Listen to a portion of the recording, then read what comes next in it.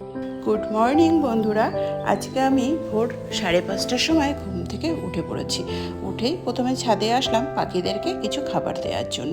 এই চালটা আমি প্রত্যেক দিনই দিয়ে রাখি, পাখিরা ওদের টাইম মতন এসে খেয়ে নেয়। তারপরে গাছের থেকে কয়েকটা ফুল তুলেই সোজা স্নানটা সেরে ঠাকুর ঘরে ঢুকে পড়েছি।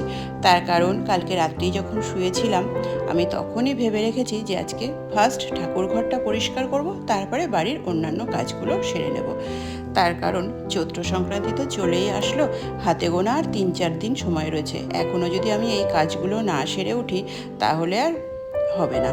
তো সেই কারণেই আমি প্রথমেই ঠাকুর ঘরটা পরিষ্কার করে নিলাম।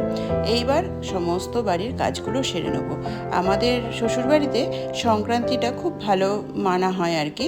আমার শাশুড়ি মাও এটা মানতেন, সেই কারণে আমরা বউরাও এটা মানার চেষ্টা করি। আর বেশ ভালোই লাগে এগুলো করতে। এই সুযোগে ঘরবাড়িগুলো খুব ভালোভাবে পরিষ্কার করা হয়ে যায়। আমাদের বাড়িতে 3টে সংক্রান্তি খুব মানা হয়। সেটা হচ্ছে আশ্বিনের সংক্রান্তি, পৌষ সংক্রান্তি আর চৈত্র সংক্রান্তি। তো এই নিয়মগুলো আমরা পালন করি, বেশ ভালো লাগে।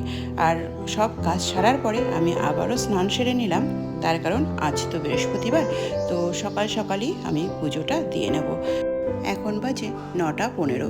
এর মধ্যে আমার সমস্ত কাজ হয়ে গেছে। তো এই যে ফুলগুলো দেখছো, এই সবটাই কিন্তু আমাদের বাড়ির গাছের ফুল। এখন আমি মন দিয়ে পুজোটা দিয়ে নিই।